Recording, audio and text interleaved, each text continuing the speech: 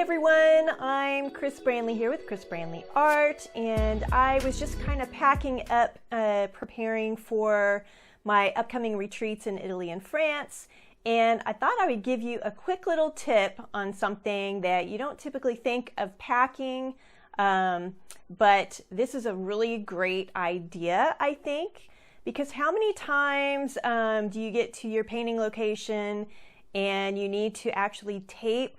your oil paper maybe to a surface, or maybe even your luggage seam bursts or your zipper breaks or something and you need tape. So instead of bringing an entire roll of masking tape or electrical tape or painter's tape, one thing that you can do is just take a pin and just wrap that tape around the pin. And you can get quite a bit of tape on there